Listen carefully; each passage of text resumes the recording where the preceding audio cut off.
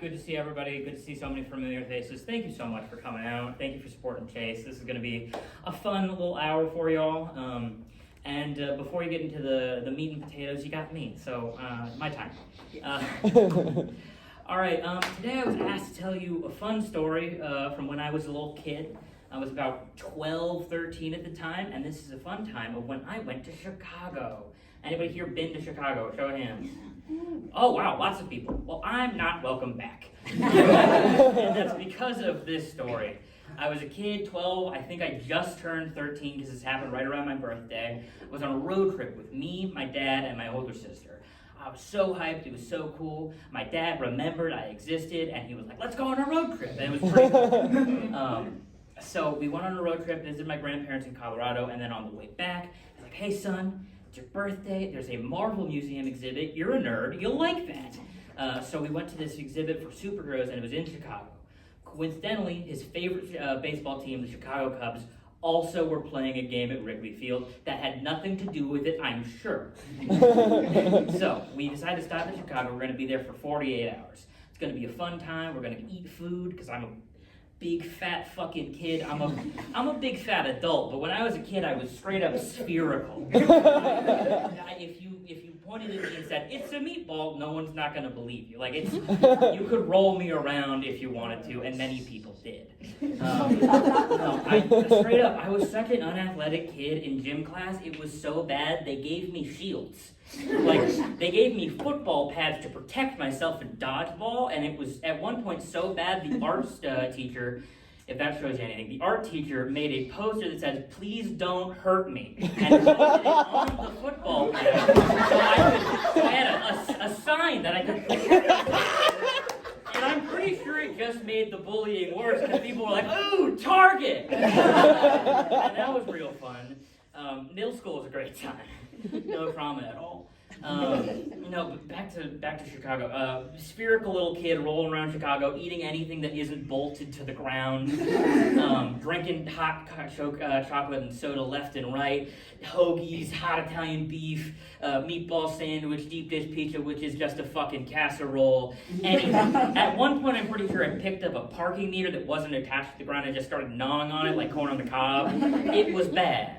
It was fun, but it was bad. So I was just loving life. Small problem. For the entire 48 hours that we were there, and the entire 48-hour eating marathon, I had not, how do I put this delicately, defecated for 48 hours. I don't know if you know this.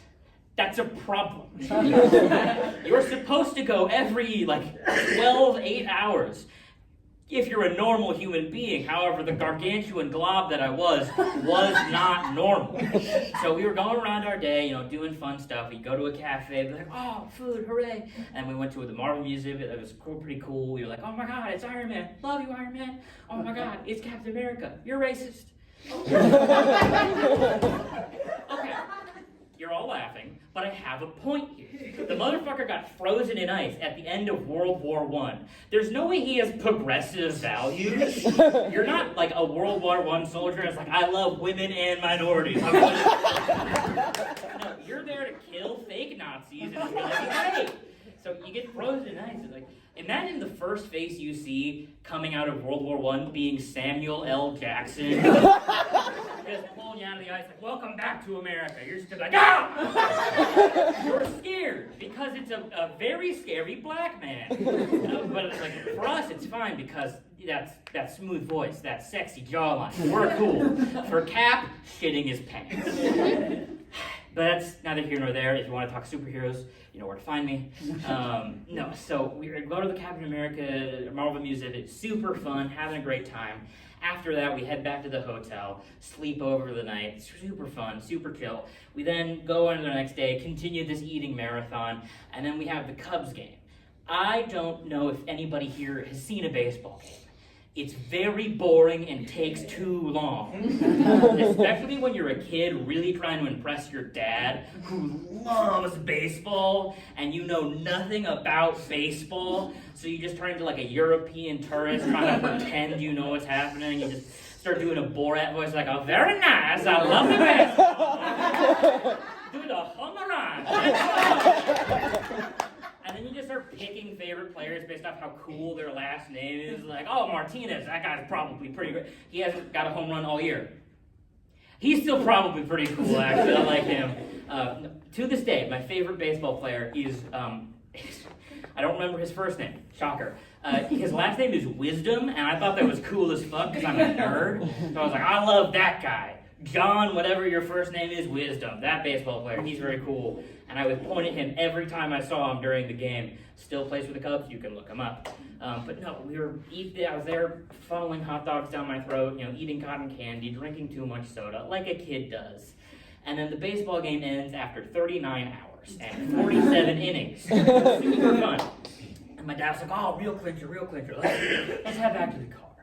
Heading back to the car is an ordeal. Because if you've never been to a game at Wrigley Field, there's a weird culture around parking. Because when the stadium was built, no one had cars, so there was no parking infrastructure built in. We all have cars now. Slight problem when there's no parking garage. So the Chicago residents, being smart as they were, decided this is a big business opportunity. What if we start renting out our garages at $50 a minute?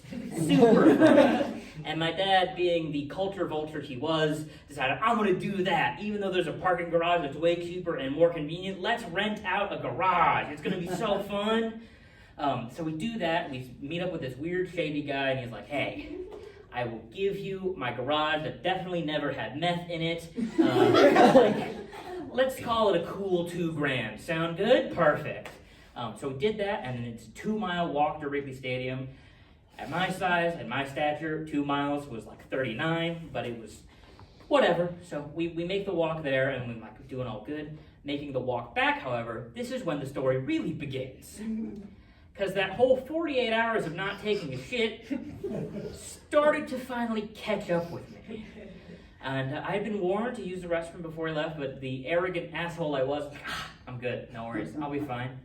Halfway through this 2-mile walk, I start feeling the rumbles. Start hearing the turmoil in my stomach.